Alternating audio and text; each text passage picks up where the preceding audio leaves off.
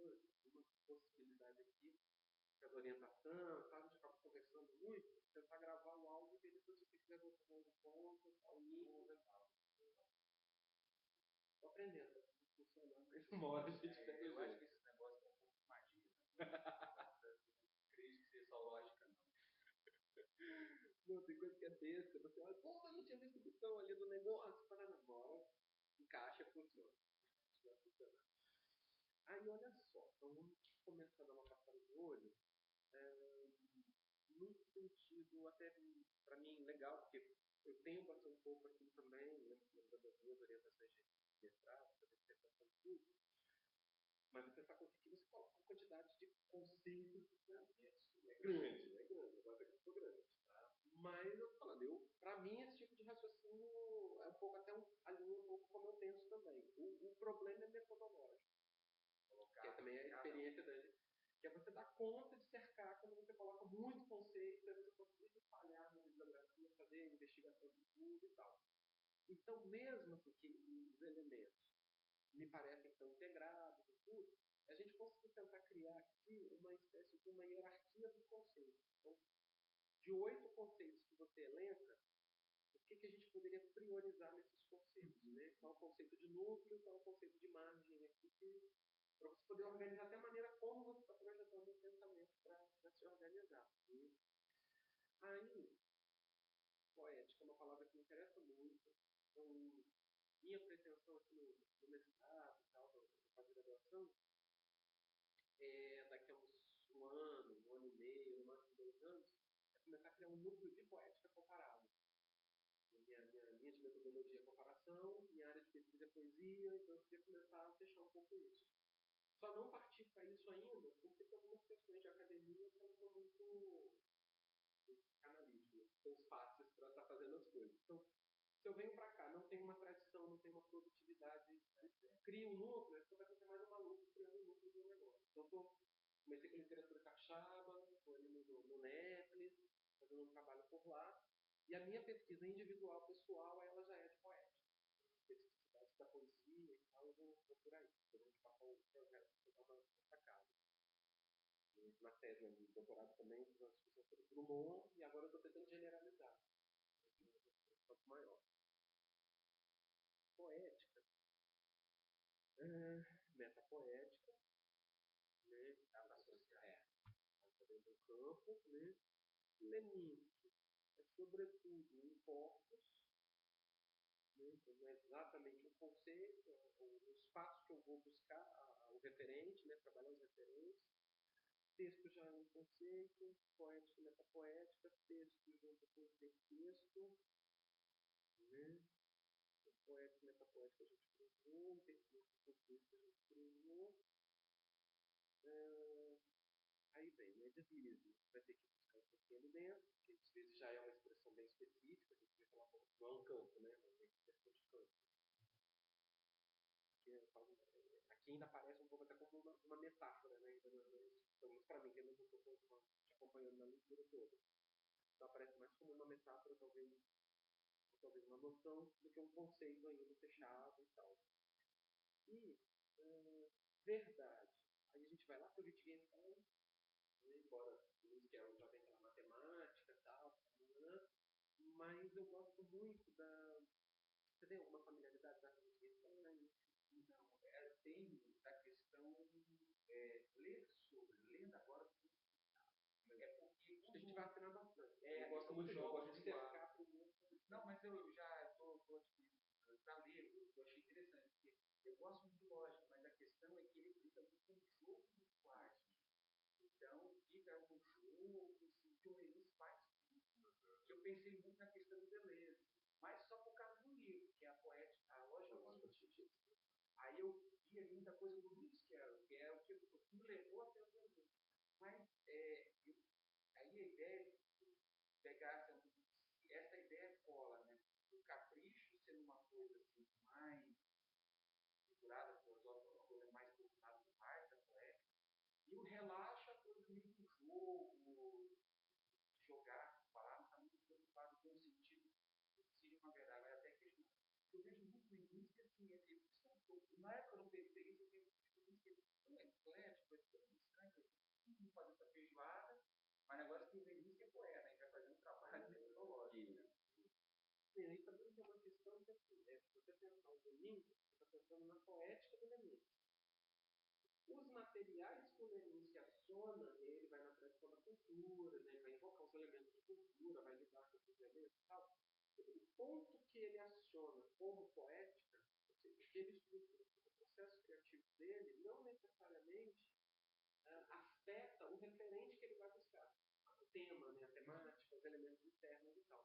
Então, essas coisas às vezes vão fazer caber uma multiplicidade, uma variedade muito grande de elementos, que aí você vai ter que ver superfície e profundidade e tal.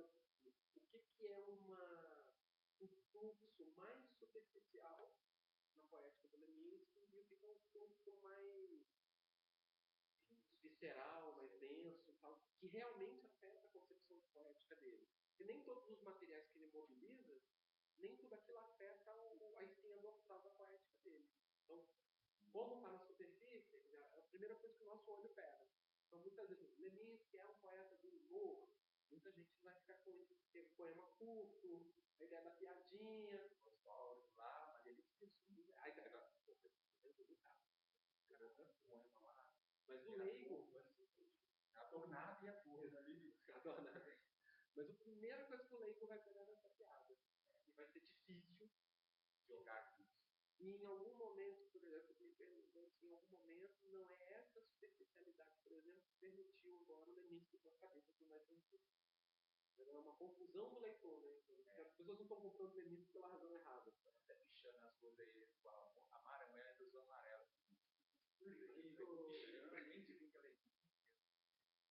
Aí, mas não caberia esse jogo, assim, meio despeja, assim, isso, aí volta só, tem a solução capricho, Heidegger, tentar puxar para a ideia ali, né, uma coisa mais estruturada, como se tivesse uma estrutura meio filosófica. E o relaxo seria um jogo, só que, claro, esse relaxo tem muita coisa, e capricho às vezes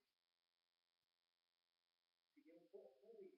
Porque a ideia, assim, que eu achei, assim, levar também muito no Heidegger, a questão do senso de verdade, que é a casa do ser é a linguagem. Jogar, colocar naquele poema ali só, ali, eu vejo muito a questão, a questão da condição de existência, a linguagem só, a existência ali, né? E aí o jogo de espelho fala ali, só, ali, e aí. Então vejo que parece que está brincando, eu fico muito vendo na época, o Martin Heidegger, espinhoso, pode falar rádio, o pessoal fica com isso. Mas aí ele cita, né, sobre a questão da inspiração e da linguagem do poema.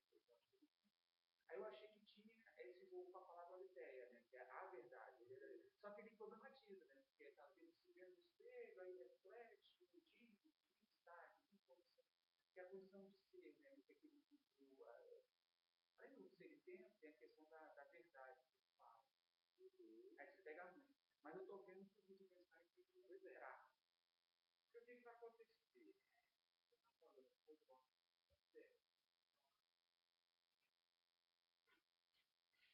Tem uma questão que eu trabalho, e aí eu acabo me sentindo um pouco na obrigação de primeiro dar uma contextualizada das pessoas que não entendem por onde eu estou raciocinando, e se de alguma forma acaba sendo incorporável à pesquisa, ao trabalho e tal. Até pegar acostumado. Trabalhei só com Drummond, só com poema mais do Drummond. Só com poema. Não, tô falando, você está falando assim, o seu processo e tal, muita coisa que você está falando é mais ou menos o seu trabalho mesmo. Não, vou pegar um jogo da série, mas na verdade, a primeira questão é essa, a gente não estuda um texto e nem a ideia da interpretação. A interpretação ela não é um texto, a interpretação é uma construção dentro da gente. Então a gente não está falando do poeta, a gente está falando de como a gente vê o poema. E eles até agradecem. Porque senão a gente fica numa angústia de decifrar, né? Esse negócio, pô, de verdade, acabou todo mundo na ideia de verdade, acabou aquela coisa. Então, onde que a verdade se estabelece? É uma coisa que eu tenho que pensar que eu fiquei muito encantado, né? não me preocupei com tanto detalhe de as construções das provas filosóficas do Wittgenstein e tal, apesar de eu ter tentado ler um pouco sozinho, mas eu trabalho muito numa linha que eu comecei a me tocar tão importante quanto o seu pensamento do filósofo, quanto entender a biografia dele. O que esse cara está pensando naquilo? Tem uma A razão humana de produzir aquele conhecimento é tão importante quanto o conhecimento produzido. Então, por exemplo, eu me viciei em ler biografia de filósofos daquela coleção de pensadores. Por quê? Você entende que Platão é um aristocrata, muda tudo. Você entende que Aristóteles é filho de um médico macedônio, que ele era um bárbaro, na verdade, colonizador. Já tem outro raciocínio muito caro. Eu comecei a valorizar demais isso. Quando eu caí no Wittgenstein, tem tanta biografia do romano, não é a biografia dele. Ele tem, cara, se engano, eu devo recuperar durante o primeiro ano, eu tive esse romano. É super legal que é a biografia romanceada do Wittgenstein, com captando muita liberdade, o cara que quer, muita liberdade para a vida dele, mas organiza mais ou menos a cronologia da vida dele, ele trabalha em cima disso e tal. E aí você vai pegando coisas assim, que são detalhes no dia a dia da vida do filósofo, do cara, e o cara gasta um tempo no romance, uma coisa que é pequenininha, às vezes começa a crescer na percepção da discussão. É um panorama super legal. E aí no Wittgenstein também tem umas coisas que você fica impressionado. Primeiro que o Brasil não estuda Wittgenstein. Humanidades não estuda Wittgenstein. Ele só aplica direto a filosofia analítica e embarca na coisa. E aí todo mundo fala dessa coisa de existir os dois Wittgenstein. Primeiro Wittgenstein, o segundo Wittgenstein e tal. A investigação da verdade está no primeiro. Então, Wittgenstein é filho de um siderúrgico. Bobobã, austríaco, lembrando que ele foi na beirada da Primeira Guerra Mundial, a família ganha muita grana, muito dinheiro, a família mais rica da Áustria. Ele se apaixona por aviões, aí acaba indo para a Inglaterra, na Inglaterra, por conta da engenharia de aviões, ele começa a estudar matemática, aí começa a estudar matemática, se interessa pelo fundamento da matemática, aí começa a estudar o fundamento dos números, aí do fundamento dos números ele começa a passar para a linguagem. Ele tem um caminho todo, né? Específico do cara. Chegar a Pitágoras. Chegar a Pitágoras. Aí, por conta desse movimento, ele começa volta nos lógicos do século XIX, vai para o Frege, do século XIX, lá para essa coisa da ser o núcleo da matemática, ser o fundamento da matemática e tal. E aí ele começa a trabalhar com a história das tabelas de verdade, ele começa a construir tabelas de verdade, várias sentenças, e ele começa a tentar isolar a ideia. Ele começa a tentar isolar o valor de verdade na contraposição de tabelas e tal, não está certo, mas ele chega numa coisa indireta, que talvez seja um pouco menor, da linguagem, mas é a percepção de que a verdade é uma propriedade da própria linguagem. E vai bater o tempo, ele é um momento. Eu vi um livro e tem uma comissão que eu acho assim, eu não sou muito fã do livro, mas a própria simplicidade é assustadora. Aí eu fiquei assim, não, eu tenho uma coisa que essa aí, eu comecei a perceber, eu peguei ela moça do aniversário. Eu entendendo que eu fiz uma personalidade meio especial, mas eu fico catando de jogos da legal. Aí daqui a pouco, essa conexão, aí de alguma maneira vai mexer com isso. É a linguagem mesmo. Só que uma ela é abertura, o outro parece que ela já contém a verdade. Aqui que a verdade é só estar em linguagem mesmo, não tem nada fora disso. Aí o Heidegger abre para uma verdade que não é bem fora, mas ela está na linguagem, mas com uma abertura. Então, a linguagem é tanto o meio, como também a casa. Não vai afastar dali. A gente não vai ver nada além.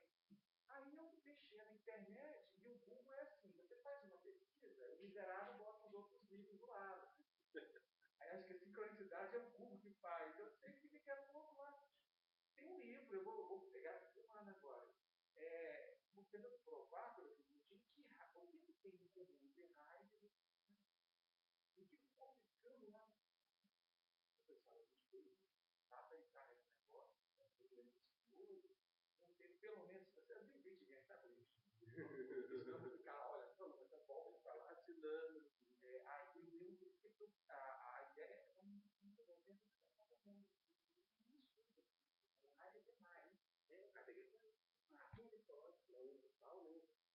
Fernando Pessoa que deu uma puxada, ele criou o ponto branco e foi uma coisa bem curiosa da história, né? Eu ganhei essa aqui, eu fiz muita graduação mesmo, mas assim, como eu gosto mais, uma coisa eu começo a ser teatro, eu virei fanático, é Heidegger agora. Aí eu peguei por acaso tal Terry Nigel. Ele pega o Heidegger e chama de camponês desdobrado. Poxa, será que eu estou errado? O cara está certo, né? Ele tem muito mais chance de estar certo. Aí eu fiz esse exame pelo professor, ele falou assim, ele falou isso, falou, e eu estou meio assim, estou gostando demais. Eu estou entendendo direito, eu podia estar no professor, não, tá no direito. Mas voltei. Mas essa questão, eu fui lá, esse ponto aí, pegar essa coisa dele, deixar o veleiro um pouquinho marginal. Como eu falei, eu não tenho problema com ficar ensinando esse cara um pouco, não. Acho que em algum momento as pessoas vão ter que realmente pensar sobre isso. Não dá para você pensar quando está no demais. Ainda mais um cara que, por princípio, está lutando por uma dele. Está lutando por ele. Só que para diferenciar os personagens do que acontece? A gente tem que pegar começando pelo Heidegger. O que que não? Heidegger é filósofo do real, né? É sempre ideal. O real aparece como. Primeiro, o que é o real? Quando a gente começa a ver o Heidegger, a gente começa a se empolgar, a gente começa a ir entrando tudo. Eu defini. Quando você agora se definir, o que acontece? Eu tenho uma definição do real. Joga muita questão do aparecer, né? A gente chega a definir muito, não. Vamos pensar nisso. No real em Heidegger. Seria a questão do Darwin, né? Das artes, que é o ser humano, o real seria aquilo que aparece no ser humano como ao homem, né? Então seria por aí, a questão da linguagem mesmo. O real aparece no meio da linguagem, só que não é um real estabelecido, é um real que só existe para aquele que ele resume a percepção que muitos tradutores botam presença, né? O ser é isso, estou aqui, o que eu vejo, eu só vejo, só é real da maneira como ele se apresenta e como eu vejo. Não existe um real além de mim, ou compreendendo. Aí no 600 é uma coisa meio difícil, mas depois fica tão fácil, eu fiquei assustado. Mas eu não pessoa, mas não é, como é que aparecendo? Não, pessoal, porque ele vai começar a mostrar como que não é a filosofia, mas como a realidade é percebida, como ela se mostra e como há uma estrutura de percepção. Ele vai botar como ela é temporal, ela é constante, de percepção, mas que tem o que ele chama de existenciais, coisas, e eu só percebo a coisa na medida que ela é, né, e à medida que eu posso percebê-la também. Aí meio que lugar, se existe de real e realidade. Nossa, significado, mas, olha, aí a realidade ela seria menos segunda, aparente. E a realidade real, a realidade real mesmo seria menos uma aparência. Aquilo que aparece no ser humano estaria além dessa percepção. Tipo, claro, uma árvore, ele sempre a camisa que vai, uma árvore cai lá, parece que ninguém vive. Mas para nós não existe. E aqui, se alguém visse, ele perceber como árvore.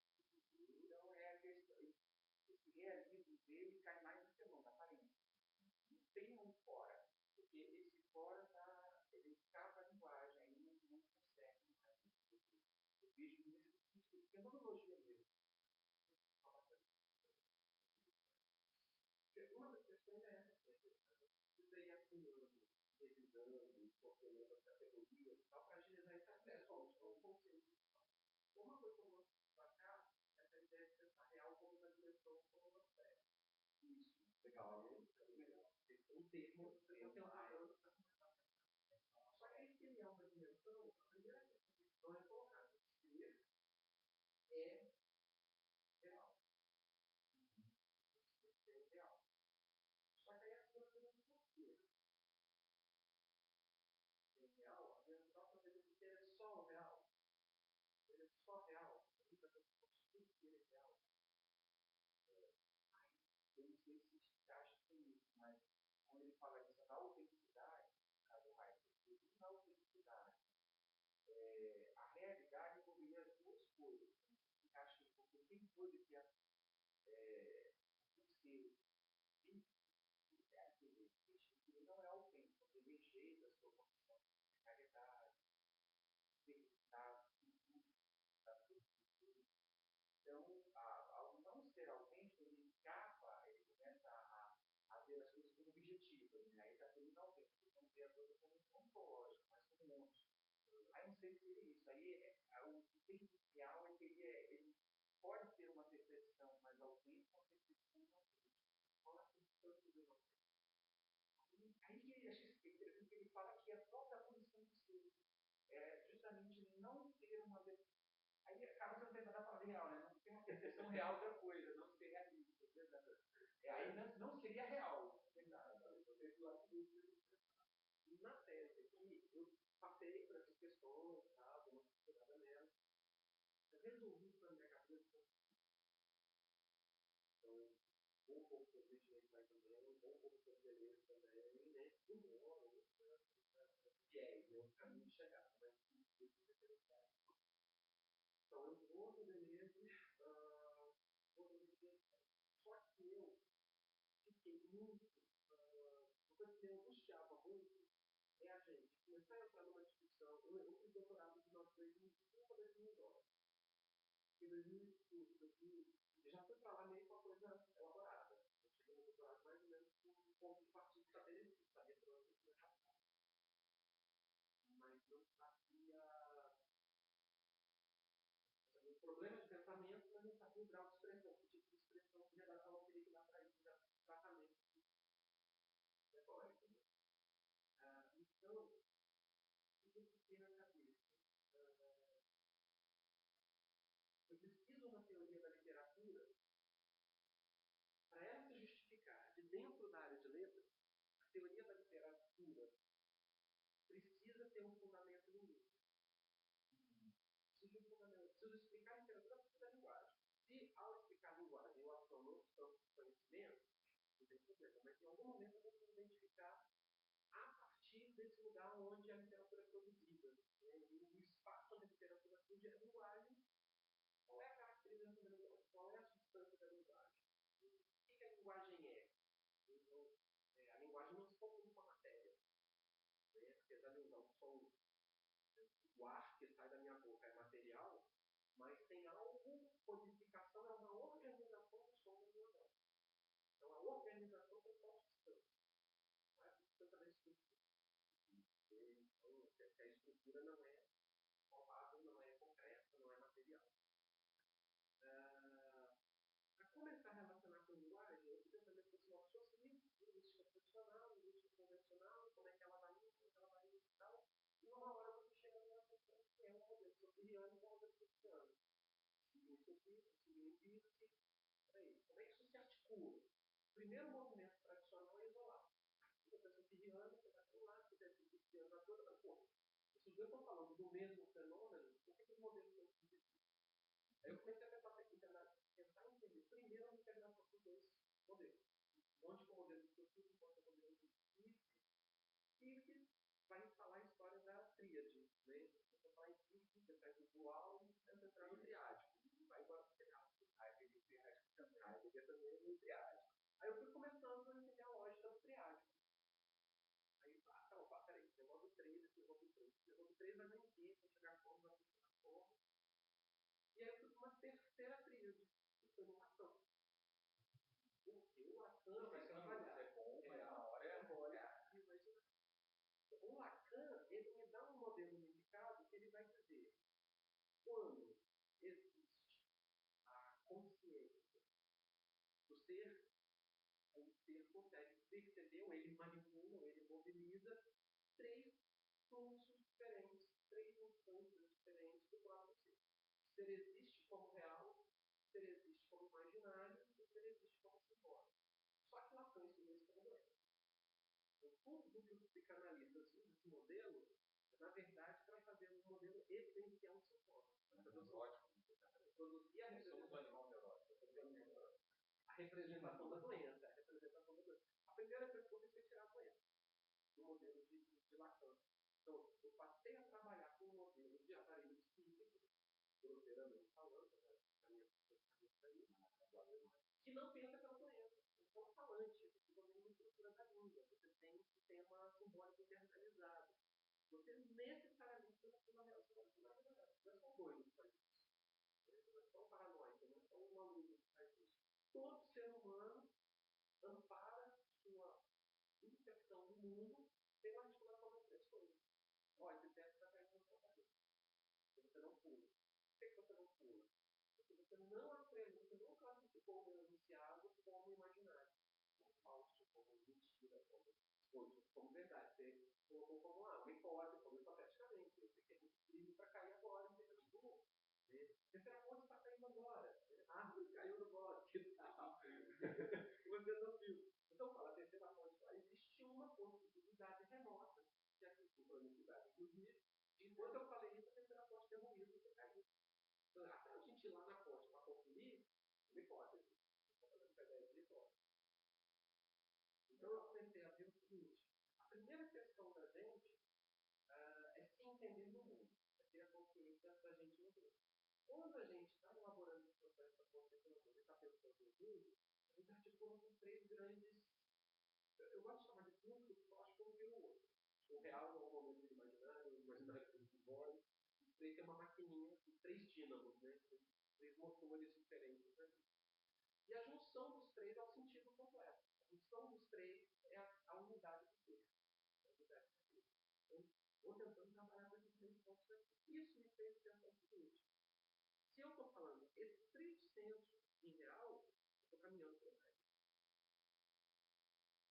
Se eu estou falando de dentro do simbólico, de dentro do imaginário, já não é raio de distância. Então, quando eu estou dentro do simbólico, quando eu estou dentro da linguagem, o Wittgenstein fala muito mais para mim. Quando eu estou dentro de um imaginário, o Nietzsche, de repente, vai falar mais para mim. Então, eu tenho vários filósofos aqui que conseguem. Ah, tá. E ainda tem o Deleuze que vai juntar isso tudo de novo. O Deleuze vai falar da multiplicidade.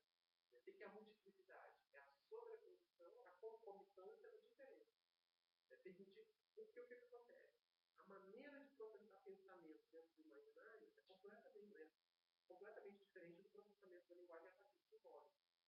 A matemática caminha de um jeito, a imaginação, a criatividade, a literatura começa a funcionar do mesmo caminho. E os dois podem entrar dentro do real. Né? Eu penso algo, como imaginário. Aí eu desenho uma planta de arquitetura, pelo domínio simbólico. Aí eu chamo o pedreiro e ele constrói a árvore, eu estou no real. Constrói o prédio, eu estou no real. Isso também é questão de atividade. Talvez um dia falar lá e eu falei, os textos do filho, ele deu uma rasteira, que é legal, mas muito está sustentando isso. E ele vai atrás. Porque vamos ter que trás. Alguma coisa aconteceu para ter que trás. Interessante isso. Aí bota isso como uma questão da estrutura, a abordagem mesmo. Porque aí, o que acontece aqui para mim? Né? Você vai ter uma questão, por que você está chegando na história do paradoxo? Eu chego num momento em que duas coisas não deveriam se aproximar e elas se estabelecem como um vínculo inegável, mas esse vínculo não contém um elemento lógico. Então, em que momento é esse que eu consigo aproximar coisas que não batem, mas batem? Né? É a questão do paradoxo. Mais do paradoxo. Eu gosto de dizem que quando mais do paradoxo e embora eu veja o rádio como paradoxo, mas esse paradoxo é um vínculo social. Eu, na época do doutorado, eu fiz um seminário sobre ironia e paradoxo.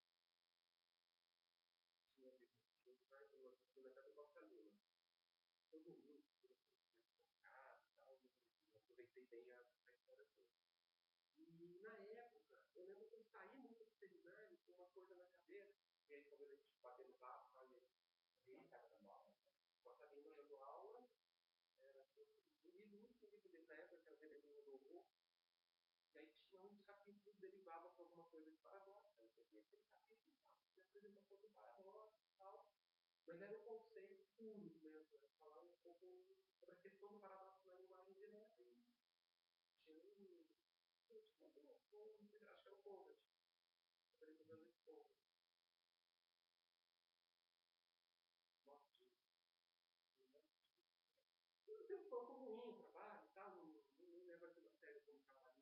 tem um pouco essa coisa que é fundamento da lógica, realmente, quando você faz esse paradoxo que eu não tinha. Mas tinha uma coisa que eu fiquei muito impressionado, que ficava na minha cabeça. Não pode ser tão ruim, não pode ser tão ruim, pode ser. Que era a ideia de que o paradoxo, às vezes, eu posso mais falar do paradoxo, do paradoxo e tal, mas que muitas vezes o paradoxo surge por causa da incapacidade da gente no momento da descrição da linguagem. E dependendo de como eu começo a descrever a linguagem, vai ter implicações. E aí, se eu não der uma categoria correta, se eu não der uma representação correta, aquilo vai descambar para um lado, que uma hora se torna a lógica, ele escapa da correspondência com o real. Tecnologia equivocada. Então, eu fiquei muito com isso na cabeça, mas estou muito bom.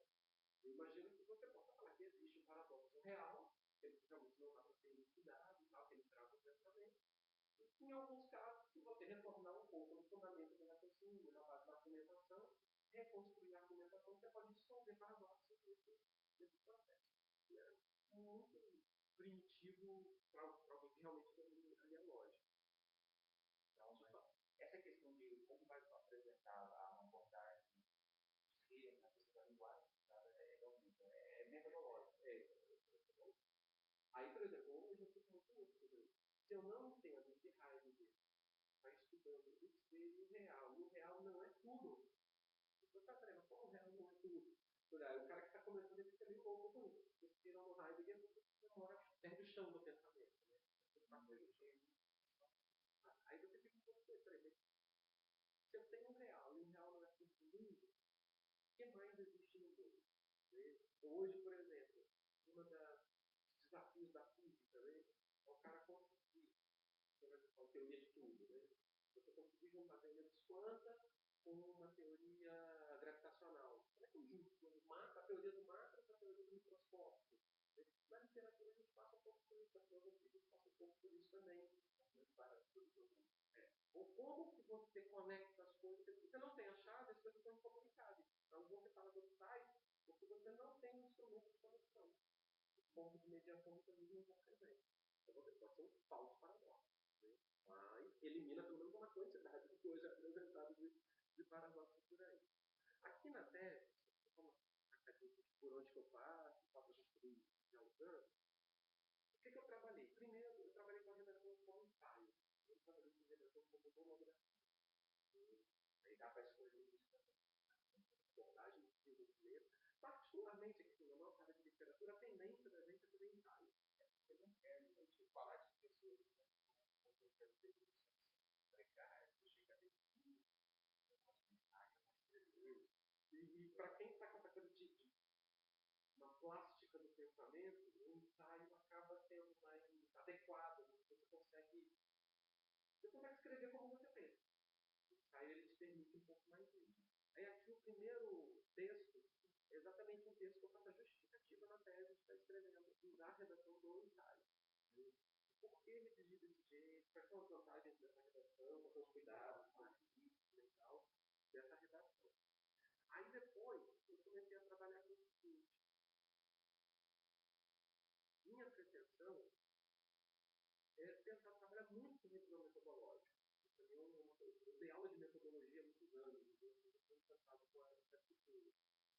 E aí, quando eu cheguei no doutorado, eu tive isso na cabeça que era assim: como fazer uma tese de doutorado se você não tiver uma teoria do conhecimento? Se você usar uma teoria do conhecimento? O que é uma teoria do conhecimento? O que constitui uma teoria do conhecimento? Aí eu voltei para os materiais, fui lá, epistemologia. Aí você consegue montar um quadro razoavelmente integrado, mas com especificidade. Você tem a ontologia, você tem a epistemologia, você tem o método, você tem a ideologia ou aplicação, e você tem a intervenção ou pragmática. Você conseguiu fechar esses 5 níveis, você tem uma teoria de conhecimento fechada na sua cabeça. O que eu tentei fazer? Escrever um ensaio dentro de cada um desses campos. Então, aqui é a ontologia, aqui é a epistemologia, aqui é a metodologia, aqui é a ideologia e aqui é a intervenção. Então, eu peguei essa ideia. Literatura é o encontro, a síntese de real, simbólico e imaginário. Vou dizer para cá discutir isso. Se a literatura é o encontro, a junção de real, simbólico e imaginário, eu posso dizer, né, que o ser da literatura vai ser fundado nesse 3, eu mostrei que a ontologia mínima da literatura vai ser essa retração, essa divisão dessas 3 instâncias, nesses 3 aspectos. Então, para eu descrever algum modelo de literatura, eu tenho que ter uma representação do real da literatura, tem que ter uma representação simbólica da literatura e uma representação do imaginário da literatura. Aí eu comecei a, como é que isso encaixa nos modelos de teoria da literatura? Eu chegando numa coisa que era: a poesia é um fenômeno real, a literatura é um fenômeno simbólico e o poema é um fenômeno imaginário. Quando eu coloquei isso, a equipe ficou, não pode ser tão simples.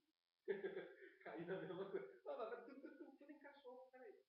Aí eu comecei, literatura então é uma coisa simbólica, literatura é um processo simbólico. Então, quando a gente chama literatura, o que a gente está chamando de literatura?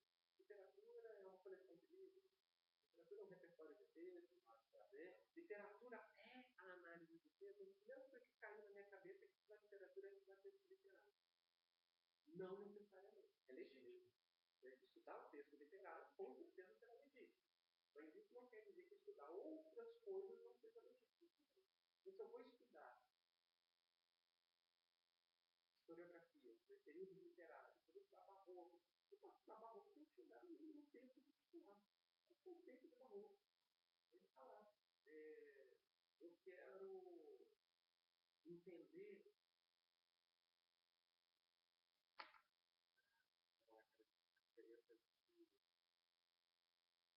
famosa diferença de ética para estética para poética. Onde que cada coisa acontece? Onde que as coisas estão acontecendo? Eu escrevi já é literatura? O ato criativo já é literatura? Não é. O ato criativo é um processo. Vem de dentro de mim, ele vem da minha subjetividade, eu produzo um texto. E quando eu terminei de produzir esse texto é um bom texto literário, isso. O bom texto literário que vai ter um fim. Percepção e circulação social, representação social. O valor da literatura não se constitui no meu ato escrito. O valor da literatura se constitui na circulação social do texto. A literatura passa a ter um viés social, que não é socialista, que não é ativista, social, porque ele é construído na relação com as pessoas. O valor do texto é construído ali. Isso hoje me ajuda a dar aula, hoje me ajuda a analisar, e me posicionou. Hoje eu consigo olhar para a literatura e falar, uma coisa está funcionando aqui. Então, uma coisa está funcionando aqui, mas uma coisa está funcionando lá. Definir os campos, definir um lugar onde a coisa está se produzindo. E aí você começa a entender os componentes dela. Comparar, jogar comparação a esse, porque hoje estamos num pressuposto por autoevidente. Literatura, todo mundo sabe o que é. A gente não queria ser literatura, sabe? Literatura, a gente não souber que literatura é. Tá louco. Sabe o que é o texto, sabe o que é o autor, sabe o que é o leitor, sabe o que é o livro. O livro é o texto. Eu pedi um livro com os alunos. O livro que você está segurando é o texto. No primeiro momento, todo mundo fala que é. Aí eu começo aquela história, que é possível. Signo, significante, significado. O que a gente fez aqui? A gente começou a trabalhar com uma noção de signo, que ela dá a ideia de uma unidade física.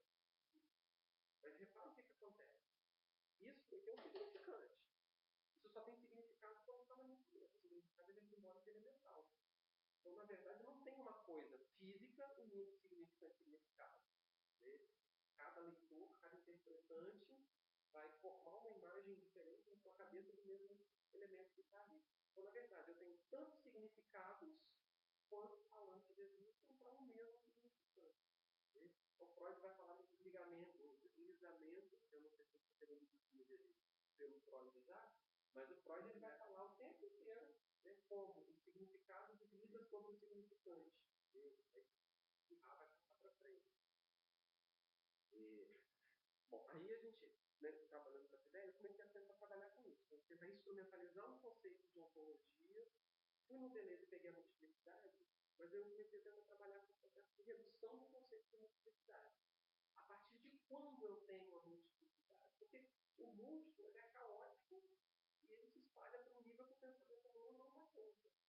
Depois da multiplicidade, é que o volume da multiplicidade ele tira a capacidade da gente pensar.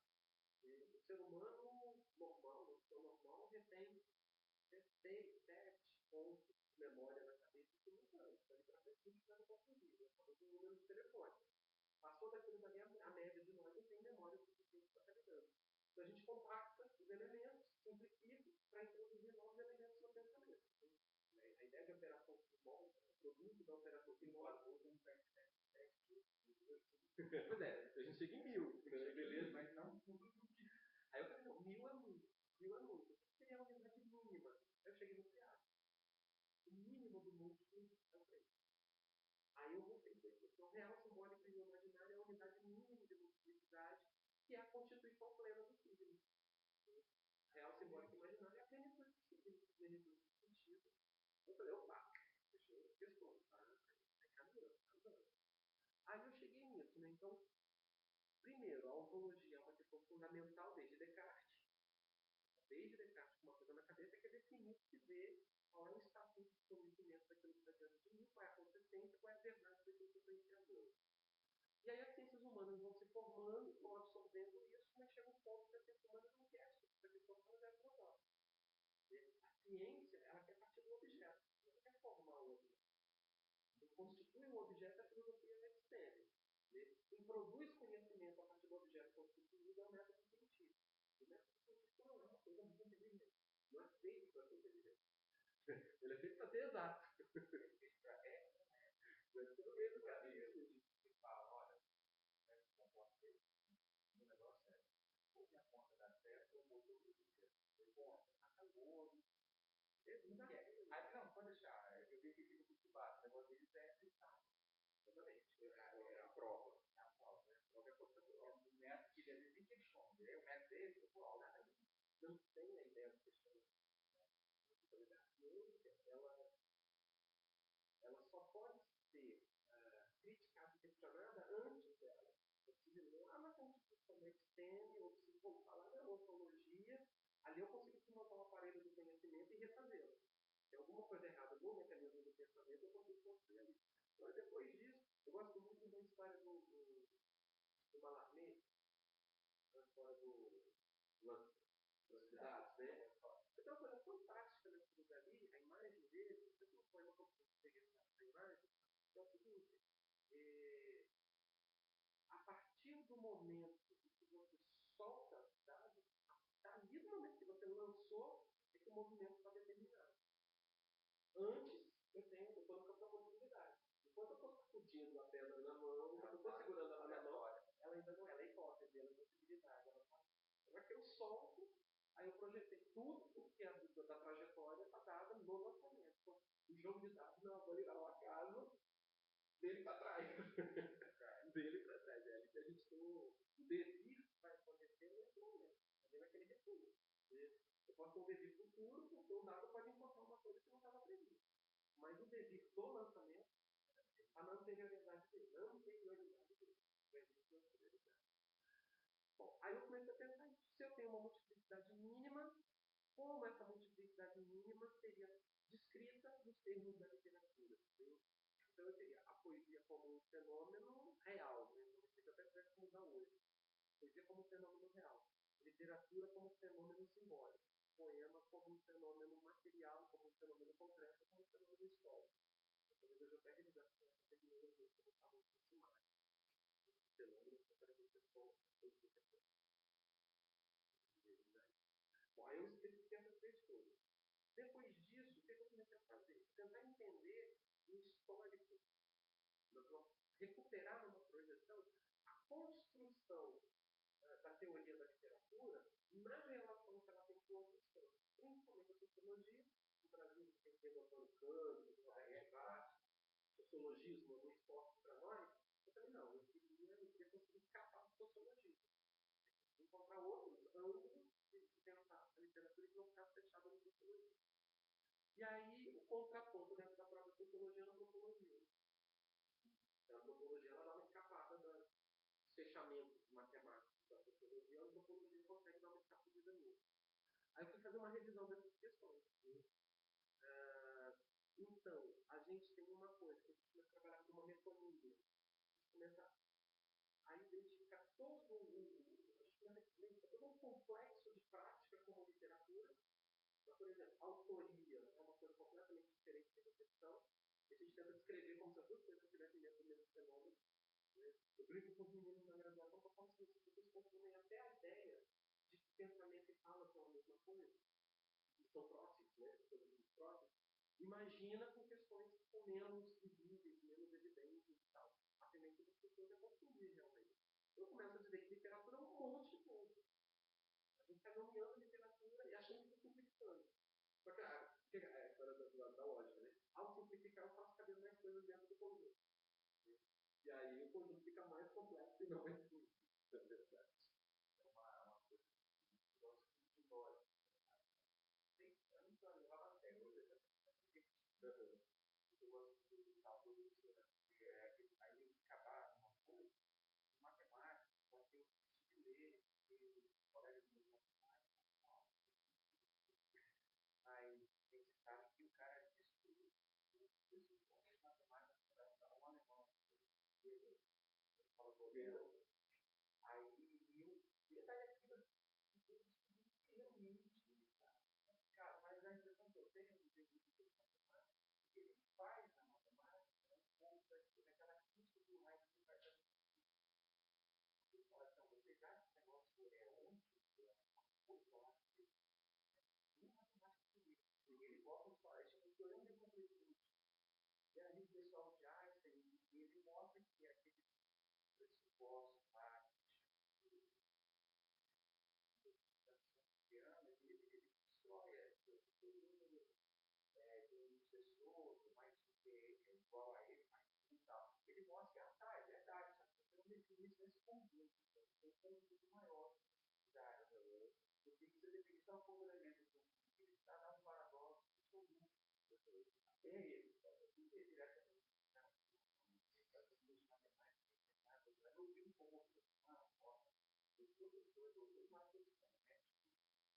dos professores, outros mais mas eu guardei a ideia, né? Peguei só os comentaristas, né? Foi a matemática das vezes. Eu brinco muito, tem uma engraçado, está querendo dizer que nem precisa parar para olhar que matemática é linguagem pura. É a mesma coisa, que escreve em frases. Matemático não escreve expressões lá, né? A gente não dizia a expressão, tem mais uma ordem. Se você conseguir olhar aqui pensando em termos de sintagma, pensando em unidades, poxa, o cara fecha os termos no parênteses. Então, quer dizer, não pode estar somando tudo ali ao mesmo tempo, justificando uma ordem. Lá tem paradigma, tem tudo. É claro que tem que ter um preparo, alguém tem que te introduzir naquele universo. Eu acho que é uma outra linguagem, né? Do mesmo jeito que as pessoas não aprendem análise sintática. Falando comum, não aprende dentro do próprio idioma dele e tal. Não quer dizer que todo mundo vai aprender isso. Também não é a coisa mais absurda do mundo que a gente está aprendendo, não. É uma coisa bem caminho pensar. Aí eu acho que isso se torna mais humano, né? Torna mais próximo do ser humano. Então eu fui para esses dois pontos aqui, né? Tentei entender isso. Então, quando eu tenho na história da teoria da literatura, o que acontece? Cada modelo que eu tenho enfatiza um dos aspectos. Então, eu tenho impressionismo crítico no século XIX, eu tenho estruturalismo e formalismo no século XX, e depois eu vou ter as estéticas da recepção. Cada uma tem. Aí a gente volta para o Heidegger, para a ideia de relamento. Se eu puxo a atenção para o texto, eu puxo a atenção para a literatura, dizendo que o texto é o emblema da literatura, e é o ponto prioritário e tal, o que acontece? Os outros dois se velam. Eu evidencio o texto como objeto de referência, como referência de estudo, e nisso eu ocupo o autor e o leitor. Se eu vou para a estética da recepção, eu boto o leitor em primeiro plano, o texto começa a cair e o autor fica lá embaixo com ele. Então você sempre tem um rodízio ali, você está velando uma coisa, você está velando duas coisas para desvelar uma. Você sempre vai ter esse cartucho que está rodando ali naquele tambor. Escapado até agora. Aí eu comecei, aí eu fico com isso. Eu acho que eu só consigo escapar disso na medida que eu consigo criar um fundamento linguístico para estudar a teoria da literatura. Porque eu vou ter que descrever um fenômeno na sua plenitude.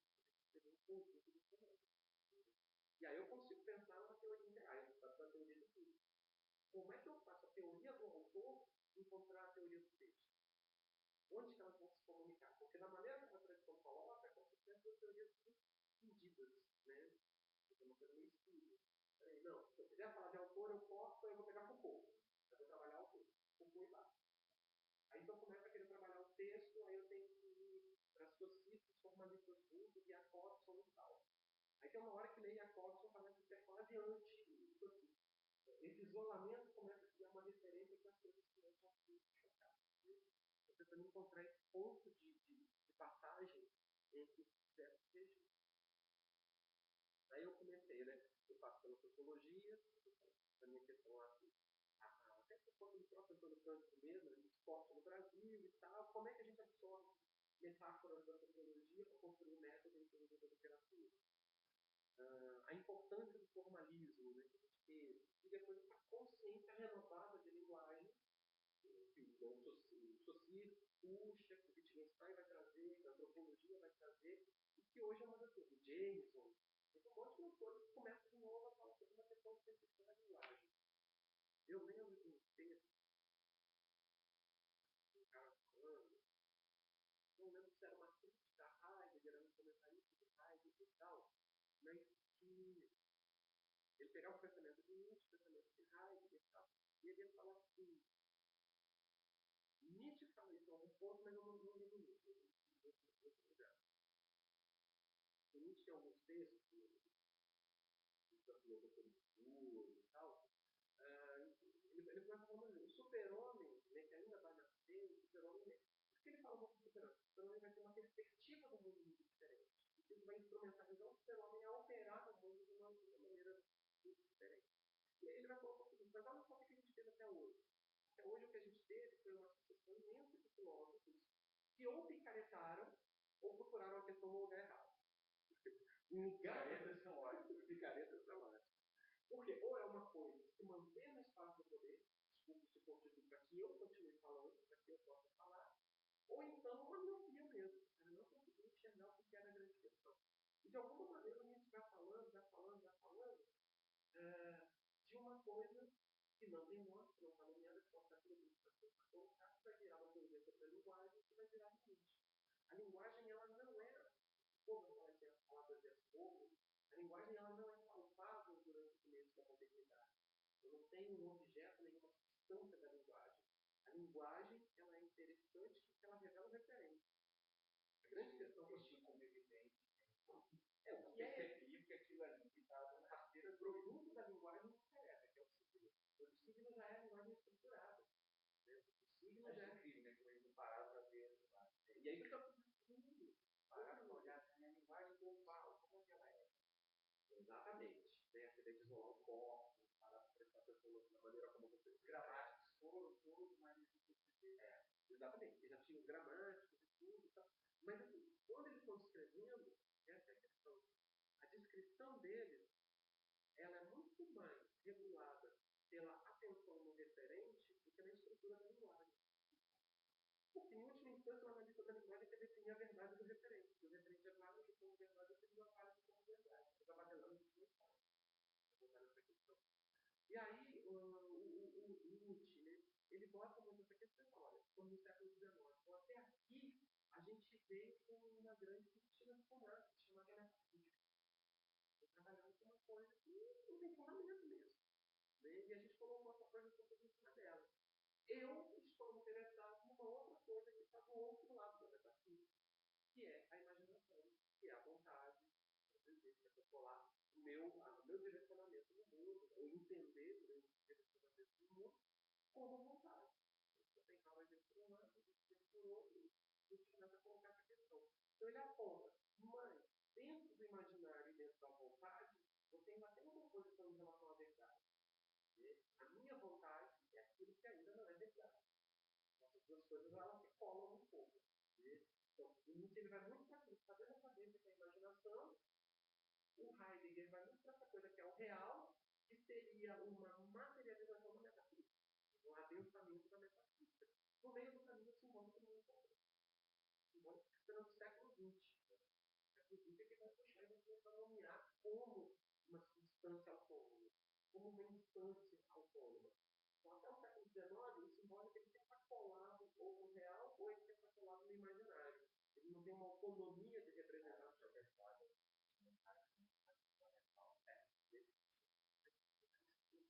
O linguistic turn, né? Aí depois é isso. É eu começar a descrever o mundo por esse elemento neutro no meio que se dilui e, sendo invisível, se confunde com as outras duas coisas que a tradição já não dá. Tudo bem. Desmontar essa caixinha, 2 anos, 3 anos, por anos de referência. Muitas vezes diferentes. Eu tenho uma biblioteca aqui, eu estou tentando não ver se botar ela para online, mas isso aqui no computador deve ter uns 80 mil itens. Eu estou fazendo uma luta para poder pesquisar, pegar material, ver que vai ter muita afinidade de fotografia também. Tem alguns professores comentando justamente esses pontos, né?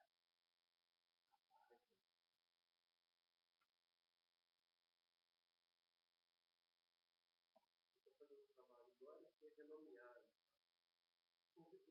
pegando, aí ele coisa pra caramba, você me preocupa. Durante até 2007, pontos fortes, e eu mudei tudo, até 2007 minha pesquisa era só isso aqui, era filosofia. Eu cheguei a um problema, eu não sou filósofo. Eu não quero fazer uma tese de filosofia sobre literatura, eu quero fazer uma tese de literatura. Mas aí, como acha esse ponto? Saber que eu estou dentro da literatura, não é sobre a literatura. Porque a literatura ela parece mais puxadinha do que ela desloca, e ela mesma. Hoje, por exemplo, eu estou cada vez mais pensando, a literatura não está aqui, a literatura está aqui. Então, se eu estou procurando a substância da literatura sobre o texto, sobre a estrutura da linguagem, ela sempre esquiva para um outro lugar. Então, chega uma hora que o que eu estou olhando é sintaxe. Tem uma hora que eu estou olhando é fato histórico. Tem uma hora que eu estou olhando é elemento psíquico. Nada da literatura está exatamente aqui. Tudo da literatura está aqui. Literatura é um modo. Comecei a associar muito isso. Literatura é um modo como eu leio o texto. Literatura é um modo de acionamento da produção. Porque já tem biografias, tem algumas. Eu estou voltando agora. Agora eu estou retomando um pouco para dar uma olhada. Aqui na tese, a discussão ela vai emendando coisas para chegar nisso. Toda a fotinha para você e tal. Todo mundo que vai chegando por dentro, você pode. Eu só fico uma coisa muito grande aqui. É não forçar a barra das pessoas se sentirem obrigadas a ter que incorporar alguma coisa. No seu caso, eu acho que tem muito a ver. Outros alunos eu menciono assim, ó, fica à vontade. Não, porque no meu caso eu estava muito útil mesmo, mas procurar aqui tem uma referência. Aí eu acho que você ganha muito nos 2 primeiros casos. Talvez até o terceiro, por causa da metodologia comparada, que ainda é uma coisa genérica no tipo de abordagem. Agora, o primeiro e o segundo, eu acho que, mesmo que seja para gerar contrapontos, para você chegar em outras coisas, eu acho que é uma mistura. Aí você vai poder, se quiser pegar, ler tudo, a gente sentar, pega um café, aí você vai. Eu queria fazer uma sabatina, pontos para mim são esses, mas e aí fechou muito esse porque deu uma noção de campo maior. Eu estava com a questão de comparar, deixar o equipe de filosofia comparar, vamos tentar mostrar aqui onde estão as diferenças dele, mas tem mais coisa, dá para fazer um plano, mesmo, pensar em tudo, e aí confirmou essa coisa. Aqui que é um cara que. E aí eu fico naquela, quando a gente estiver na dissertação, estiver caminhando e tal, quem sabe que abril, maio, junho do ano que vem, a gente não faz uma jornada aqui, por exemplo, uma coisa para trazer uma palestra, é que mesmo, Vitória. Tem um cara na FAES, tem um cara na UVV, o pessoal da Heidegger. Heidegger é um negócio bem instalado. E eu acho que é aquela história. A gente tem que cozinhar bastante para o negócio ter um salto bom. Não é uma geração, mas 2 gerações que vai fazer Heidegger entranhar dentro da UFS, não. Tem que estar fazendo a manutenção. Tem que estar tendo esse trabalho mesmo. Mas tem que abrir para o Wittgenstein mais que deve estar em pauta toda.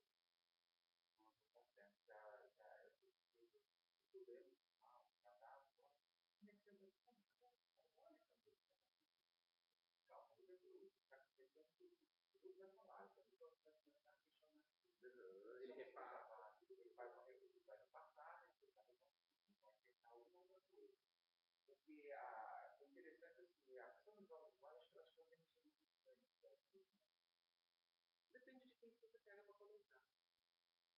Aí eu estou falando, como a gente tem uma baixa tradição, a gente tem uma baixa tradição no Brasil, a gente tem pouca tradução de Wittgenstein no Brasil, o que acontece? Muita gente pega ele muito de ração. Agora você começa a pegar um português. Então, você pega muito material português, porque entrar no Wittgenstein em alemão, entrar no Wittgenstein em inglês, multiplica a barreira da coisa. Então é melhor a gente tentar ficar um pouco mais dentro do campo em português. Eu entro só para arquivo. Depois eu passo os meninos também, em lugares bons, especializados. Você usa Google Drive? Gmail? Gmail tem. Eu ia te sugerir criar o Gmail, acionar o que você já tem do Gmail. Mas eu tenho assessor para a magia para esse livro. Meu irmão, ele é. O meu macete da coisa está sempre aqui. Um programa no Gmail, ele entra no seu computador, essa pasta aqui, ele joga lá no Gmail. Se eu compartilhar, você recebe, tudo que eu jogar nela você recebe, tudo que você botar nela eu recebo. É um e o material que você escreve no Google Docs direto, a gente consegue revisar junto. Você escrever aqui, você pode fazer um arquivo do Word e deixar aqui dentro. Vai mexendo também no arquivo do Word. Mas se você abrir na sua casa, ele não te deixa editar direto. A não ser que você abra por aqui mesmo. Mas aí, se você está trabalhando, eu não posso trabalhar. Ele tem uma descrição dele. Se você criou o Google Docs direto, esse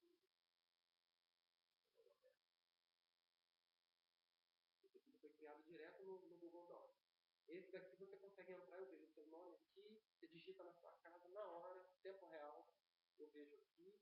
Você pode, eu gosto dessa orientação para produção de texto. Você consegue fazendo comentários sem misturar com o texto da pessoa. Aqui nesse ponto, vai buscar mais tal coisa, ler mais tal coisa aqui, esse elemento que a gente tem manual, me ajuda. Um dia que meu irmão tem ele pega rápido, ele é maluco. Se ele usa Gmail no dia a dia, se ele gosta de informática, e você vai ver, uma semana usando, você começa a familiarizar um mês, você está com isso resolvido. E joga. Aí aqui, por exemplo, eu vou para tudo, é que eu te mostrei ele dentro do meu computador mesmo. Aqui,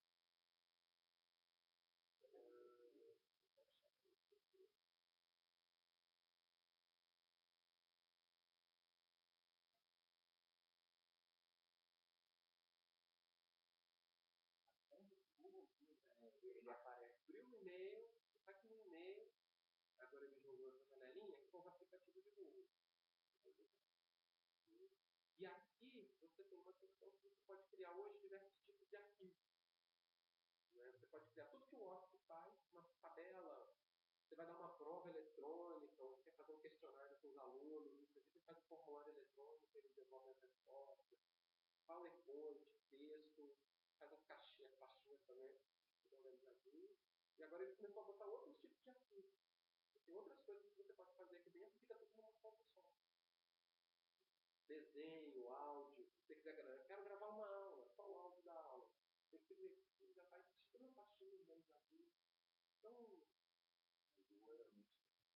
é um mundo à parte. Aí, por exemplo, vantagem, tudo que você bota automaticamente fica pesquisado. Já tem uma máquina de pesquisa que ela é muito boa. Todo o material parece. Aí, por exemplo, eu vou criar essa conta hoje. Hoje, com os alunos, eu não tenho mais fácil na Xerox. Esses todinhos. PDF. Aqui, por exemplo, eu estava. Eu sei que é literatura colonial. Aí eu comecei a falar para eles que tem muito livro escaneado, né? Direitos autorais liberados e tal. Né? Então, com visualizador.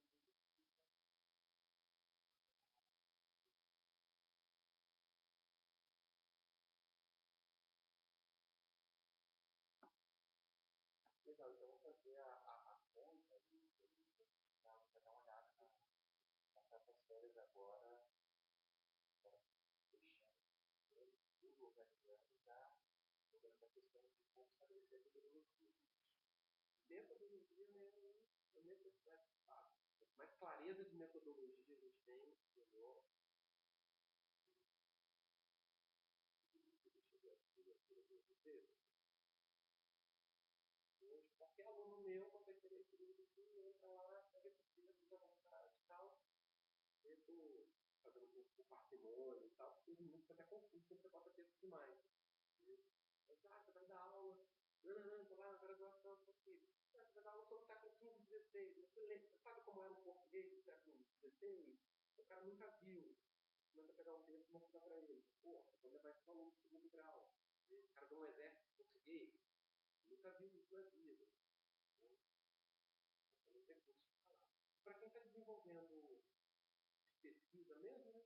É uma maneira de ter um banco de dados bem atualizado. Aqui eu uso muito esse programinha aqui também, que renomeia o título do artigo, texto, e aí ele consegue, quase instantaneamente, ele vai na máquina, tem 80 mil, ele consegue isso quase em tempo real. Então você vai localizando, daqui você consegue copiar e colar, você vai fazer essa biblioteca, você não lembra onde você passa de 500, você passa de 1000, 2000, você não sabe mais o que você tem no computador. Você precisa ter um programinha de busca de arquivo. O uso disso aqui é pequenininho, levinho, e ele resolve pra caramba. Tem alguns outros instalados, mas eu vou usar pra isso. E vou te mostrar. Isso aqui a gente vai configurando aos pouquinhos. Não tem as coisas, só para você estar antenado e vendo isso. Estou com o Gmail está funcionando, eu quero o Gmail, como é que eu vou compartilhar com você? Aí eu vou criar uma pasta, né? Orientação, marca, alguma coisa assim. Pô, tudo que a gente for fazendo, a gente vai colocando ali dentro. Eu estou fazendo com o Concept, meu orientando mais.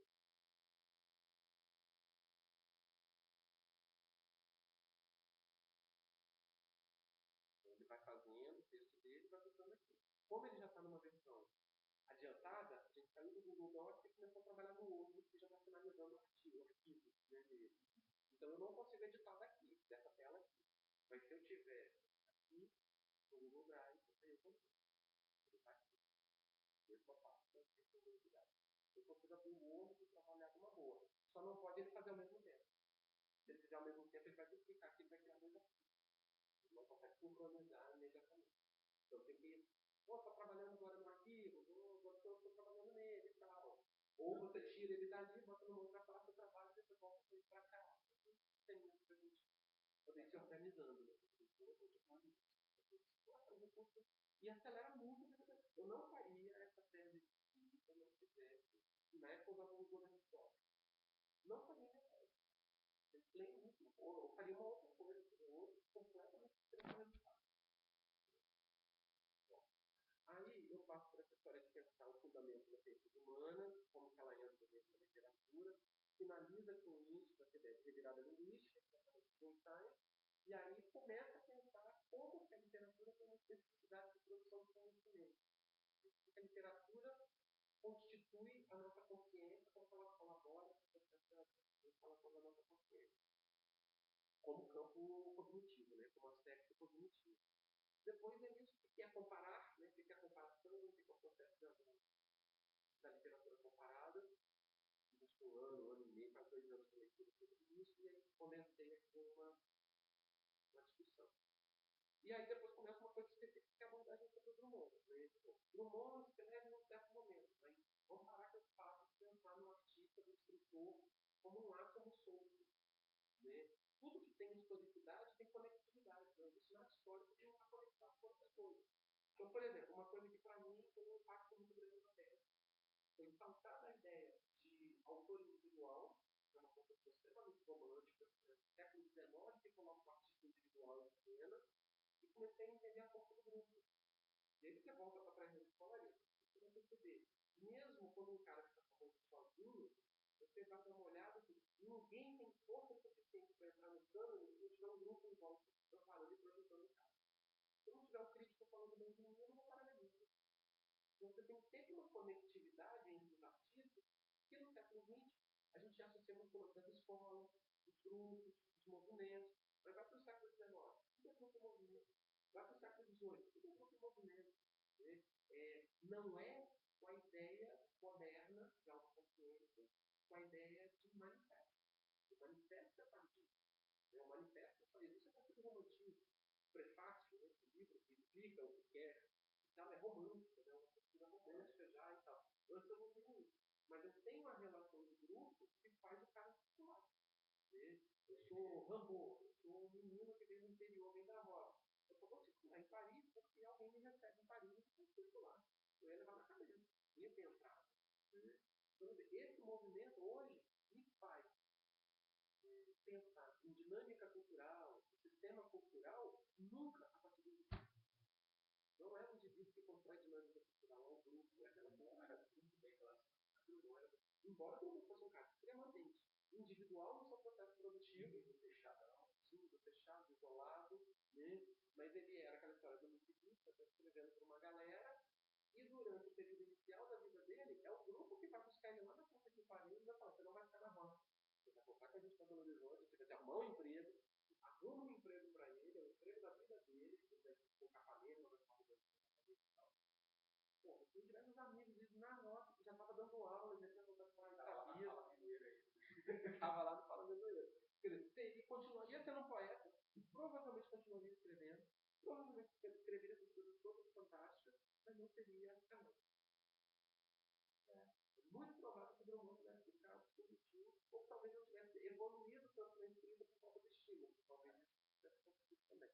Mas essa responsabilidade que ele teve sobre ele, e aí, ele fala, né? Uma frase que eu sou o melhor poeta que ele fez em casa.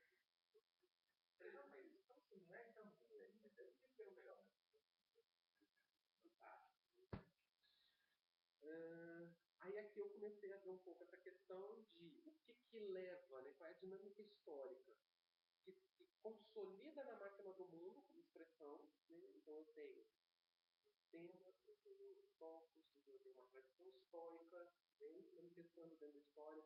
Então eu tenho um fluxo de longa duração na história, que ele vem revocando um focus, ele vem trazendo um focus e deixando disponível para mim. Né? Até onde eu vou ter a necessidade de fazer o rastreio, o deslocamento do focus no tempo.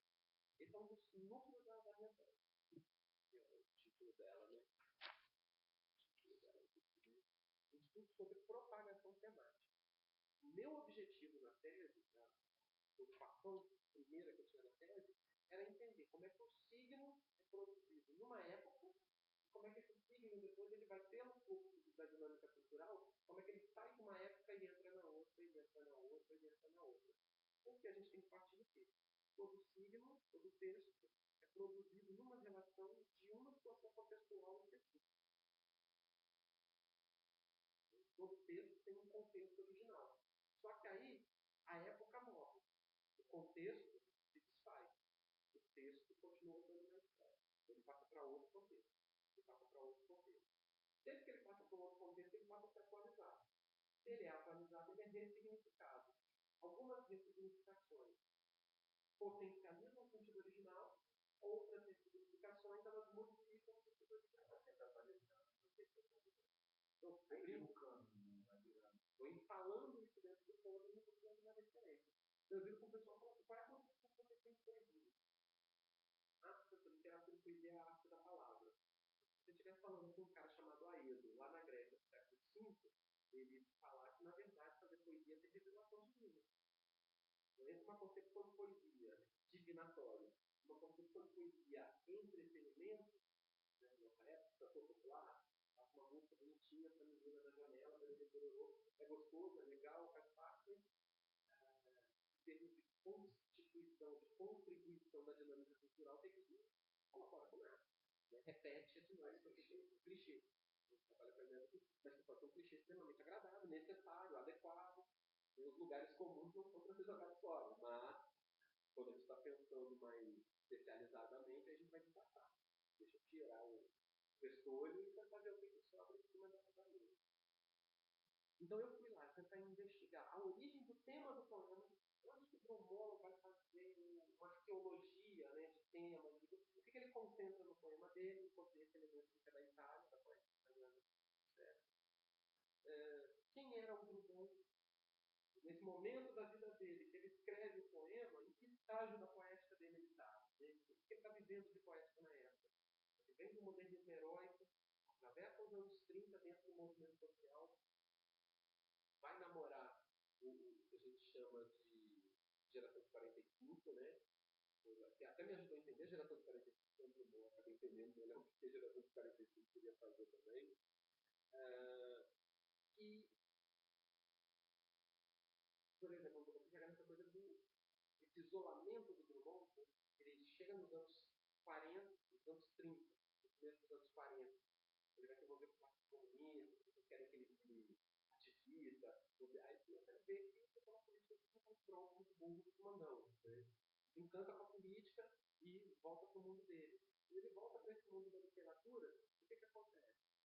Os contemporâneos do primeiro modernismo estão todo mundo espalhado, cada um do planeta, do mundo institucional e tal.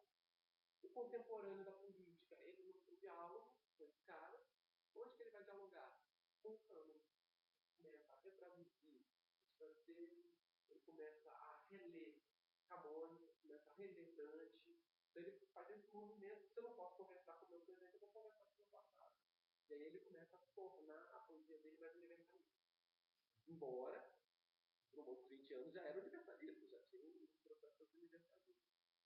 E depois, quer dizer, a partir do que ele escreveu o poema dele, do que ele coloca no poema dele, aqui é sobre o grupo. 4.1 é sobre o grupo. Estou falando do Código Drummond. Aqui é sobre como o grupo do modernismo constitui o ambiente do Drummond. E aqui é uma análise, o antes, durante e depois dele ter escrito o poema. E aí depois que o Drummond escreve A Máquina do Mundo, aí ele começa a ir um pouco depois disso, a etapa, a fase do Drummond, já começa o seu grande memorialismo. A partir dali, Drummond começa a trabalhar com a memória, com o ensino institucional, começa a vir dentro da poesia dele. Quer dizer, eu fui tentando dar essa. É como se eu fosse tentando ter um fundo para entender a forma. Tentando ver o fundo onde o Drummond se manifesta, para ver o que fazia o primeiro plano do poema ganhar evidência, trazer evidência para o poema. E aí, aqui no final, seria a leitura mesmo, né? Ganha um pouco uma coisa da composição do texto, a retórica mesmo, o elemento retórico, a estratégia de composição do texto, os recursos estilísticos que ele usa, que ele mobiliza e tal. E o último momento, aí eu vou fazer aquela coisa mais convencional. Isso tudo que a gente aqui apresenta as páginas falando, então se manifesta no corpus dos pontos. Como é que o poema do Drummond? No seu caso é um corpus minimal, né? Como é um corpus minimal, você vai ter quase um mantra, na verdade. A expressão que ela vai voltar muito tal. Você não vai fazer uma análise de um poema porque ele não tem estrutura suficiente. Você vai fazer uma análise da sua leitura do poema. Porque todos os elementos que você está mencionando, eles só aparecem no seu discurso. Eles não estão evidentes na estrutura que o Lenin coloca. O que você está fazendo é uma condensação. Então, deixa eu desfiar a condensação do Lenin. Mas a condensação do Lenin desfiada é desfiada a partir do seu background. No período da dissertação, você está revisando o seu background, você está reavaliando o seu background para ver como é que a projeção que você tem de compreensão da literatura, como é que ela vai entrar no prisma, ali só ali só, e vai projetar que imagem que vai sair na parede. Essa vai ser a leitura da história. Mas tem, estava fazendo. Não. Eu estou falando assim porque eu estou vendo a coerência. Está caminhando. Aí isso aqui é disponível, eu faço o arquivo, porque eu estou colocando página aqui, eu estou fazendo mas eu não sou muito título, não, mas algumas coisas tem que ficar expresso. Porque é denso. É denso. Mas em 300 páginas tem mais, não. Tem 390.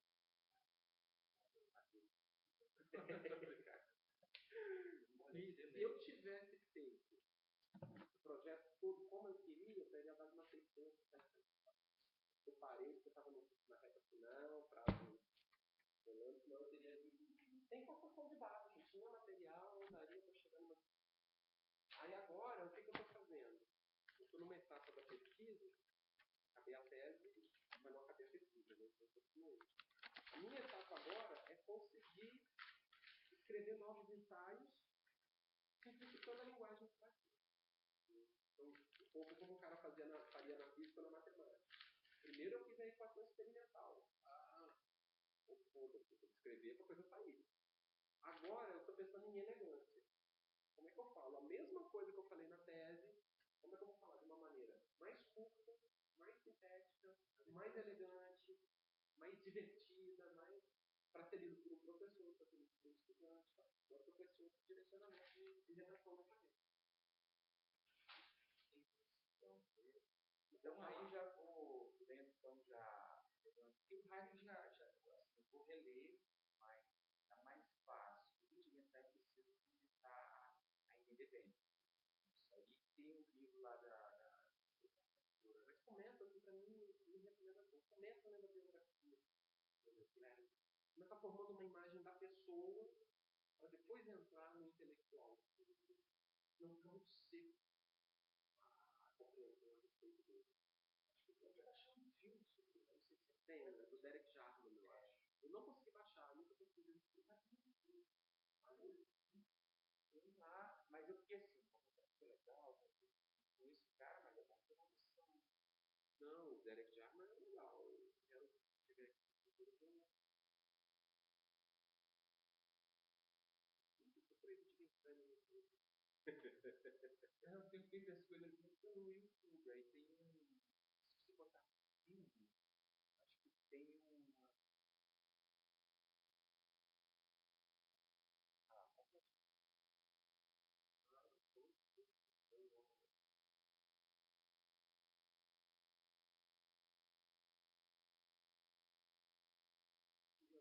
O romance, eu vou ver agora nas férias, eu vou falar das duas coisas. Eu devo ter pelo menos umas 10, 7 a 10 obras impressas lá. São todas algumas discussões sobre Wittgenstein. Tem um português lá, tem tipo divulgação, não é série princípio, uma coisa mais elaborada, mas pretensamente introdutório, né? E tem muita essa coisa do cara pegar os casos do Wittgenstein e aí ele começar a dissecar, N mais um, N mais um, N mais um, né? Aí ele começa a fazer comentários e deve ser da lógica, né? Aquela tem dois irmãos, dois filósofos, não sei se eles são gêmeos, se eles não são e tal, Intica, irmãos Intica. Cara, eles estudam muito isso. Portugal. Não, eles eu acho que são britânicos.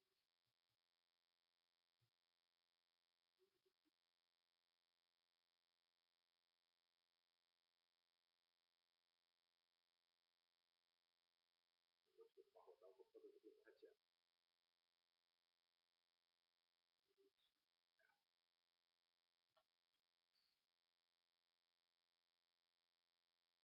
Uma dobradinha no nome dos camaradas. Yakult. só americano. Eu acho que eles não são americanos, não. Deve morar nos Estados Unidos e tal, mas eu acho que ou eles foram para lá muito novinhos ou.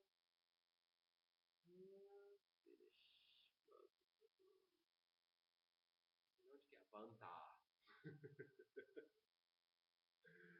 Escreveram mais de 30 livros sobre Wittgenstein e tal. Então, quando eu comecei a comprar, eu comprava muito cedo, né? Livro cedo e tal.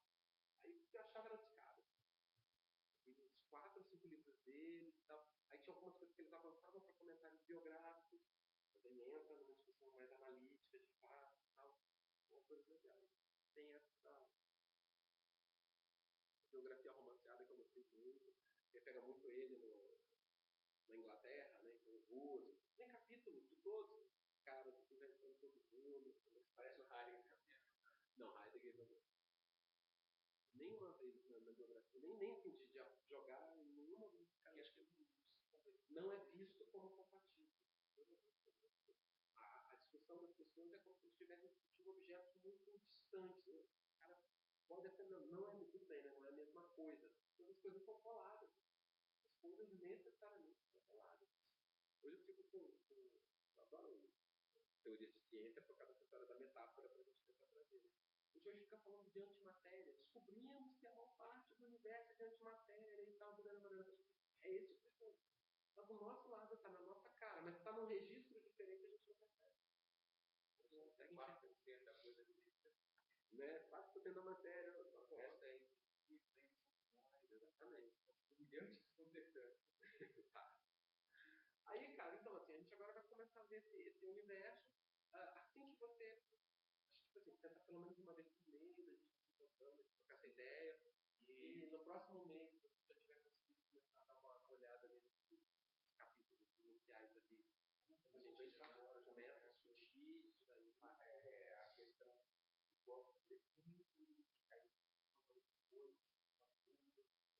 já começar uma rapidinho, fazer a conta outra, já quando fez. E uma última dica de programa, você pode baixar e instalar, depois a gente trocando e-mail, eu te passo esse direitinho, é esse visualizador de PDF. Dá uma sacada também. Vai demorar a carregar porque tem coisa aberta ali. Não. Aí é um programa independente, para visualização de PDF. Olha como ele funciona. Ele vai abrir um PDF do lado do outro. Então, você começou a trabalhar, você abriu um artigo, abriu uma tese, abriu uma dissertação, leu um negócio num, leu um negócio no outro e tal. Aí quando você fecha tal, aí no outro dia, deixa eu abrir de novo, deixa eu abrir de novo. Não. Tudo que você abriu, ficção completa, já viu na universidade, você de aula boa, eu já fico. eu já deixei 40, 50 artigos abertos de uma vez no programa. Você está no meio da reta final da tese, na hora que você está compondo e tal, você vai espalhando material.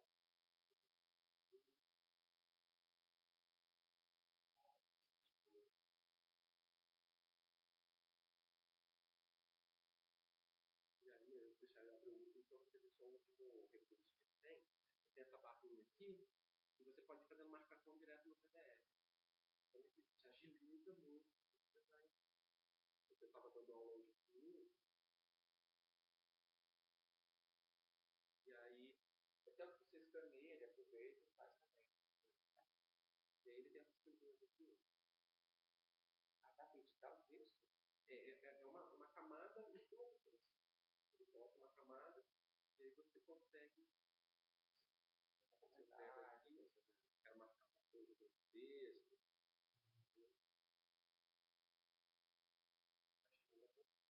Então são os recursos também que eu gosto. O que eu mais gosto é esse aqui. Isso daqui, para mim, quando você está coordenando o pensamento, porque às vezes você está fazendo o seu trabalho, você começa, não, eu li isso aqui do Heidegger, aí tem só outro negócio que apareceu do Wittgenstein, mas eu não posso ver o Wittgenstein agora, deixa eu botar o Wittgenstein para cá. Peraí, mas eu tenho que ler o do Heidegger, esse artigo, esse artigo, esse artigo. Eu boto um do lado do outro e não esqueço de ler. Se eu estou separando os textos, eu leio o primeiro, aparece a logística da coisa. É uma logística do pensamento que te favorece. Eu gosto muito desse programa aqui. Aí ele permite salvar. Então isso aqui fica, salva, essas marquinhas aqui ficam salvas. Você pode salvar. Quando eu pego um artigo para fazer isso mesmo, eu salvo uma cópia duplicada do arquigo do PDF, deixo ele todo lameado, todo marcado, e a outra cópia eu deixo ela purinha, deixo ela limpinha. E associo com o trabalho que eu estou fazendo. Essa cópia é para o trabalho X. Dissertação. Então, essas lógicas assim seria uma coisa tipo, a gente tem até oficina de laboratório de informática e tal, mas não tem lá para graduação tudo. Não, quando eu pego a orientação, eu começo a dar esporte das pessoas que querem fazer Olha, mas olha, excelente, assim, deu uma métrica muito grande para mexer nisso aí. Faça a conta hoje, já vou ler a dissertação, a tese e vou vendo a questão de juntar tudo isso, com a bibliografia também. E vai envolver esse tipo, porque tem que ter suas estruturas, então está lá diretamente. é isso aí, sabe? E aí, qualquer coisa que você está formado, isso aqui eu não estou conseguindo achar para comprar. Aí eu pego na biblioteca, porque, por exemplo, quando isso é gelatina, eu não tenho. Eu não acho. Eu achei ontem no PDF mesmo. O e-book dele. Coisa de gelatina. Salvei essa questão. Salvei ontem. Excelente, porque eu vou ter que gastar. Agora o stand de pau está assim, né? Livro esgotado, eles estão botando preços assim absurdos. Tá? Tá R$80, R$90. Eu lembro que eu tinha sabia latim, tem aqui, aí volta para essa vantagem. Sendo ele eletrônico, quando busca, sabe? Assim, é legal até imprimir para ler com calma, mas na hora de pesquisar, na hora de comprar para escrever, nada igual essa busca. negócio, cara. Eu tomei quase, estou comprando quase tudo que eu tenho para algum. Não tem jeito, a gente tem que ver essa hora. Eu achei uma escolha sobre simbolismo. O que é a biografia do Souza? Ali, a menina faz uma análise interessante da questão da linguagem simbolista. Por que, cara? Tem questão do especial simbólico, tem uma latinha, tem. Aí chega uma tarde para eu colocar lá. E aí,